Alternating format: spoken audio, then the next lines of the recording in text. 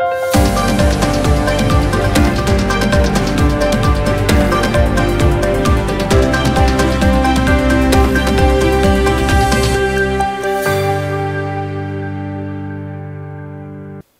मी Priyanka. Shankhnath news चॅनलच्या मराठी बातमीपत्रात आपलं स्वागत करते. पाहुयात आजच्या काही मुख्य बातम्या.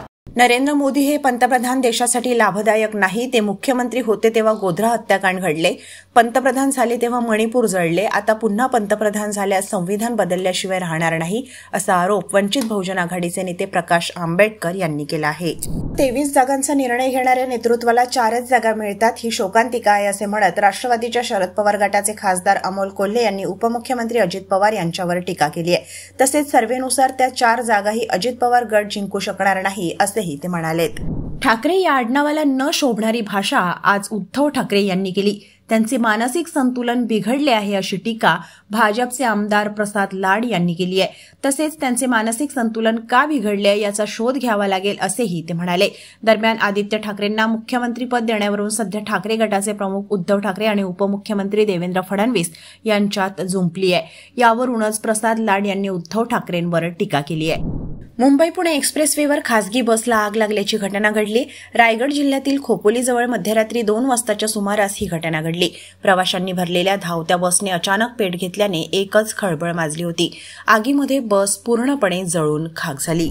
संविधान आणि देश वाचवायचा असेल तर भाजपाला रोखावं लागेल असे आवाहन युवासेना प्रमुख आदित्य ठाकरे यांनी परभणीकरांना केले आहे.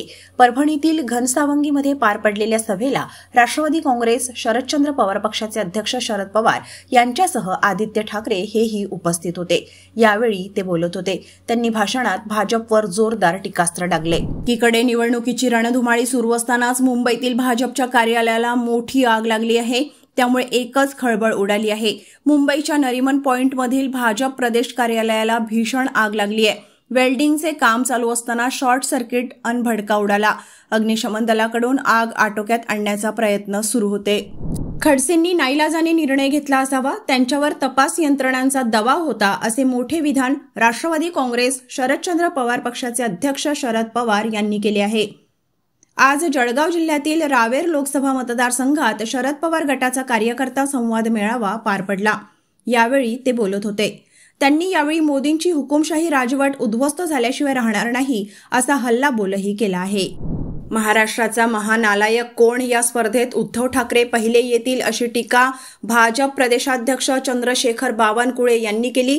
देवेंद्र फडणवीस यांच्यावर उद्धव ठाकरेंनी टीका केली होती. त्यांच्या टीकेला चंद्रशेखर बावनकुळे यांनी प्रत्युत्तर दिले आहे. रवी राणा यांच्यामुळेच नवनीत राणा यांचा पराभव होणार आहे असा दावा प्रहारचे आमदार बच्चू कडू यांनी केला आहे. ते आज प्रसारमाध्यमांशी बोलत होते. अमरावतीमध्ये भाजपकडून नवनीत राणा यांना उमेदवारी जाहीर झाल्यानंतर वातावरण चांगलेच तापले आहे. बच्चू कडू यांचा राणांच्या उमेदवारीला विरोध होता.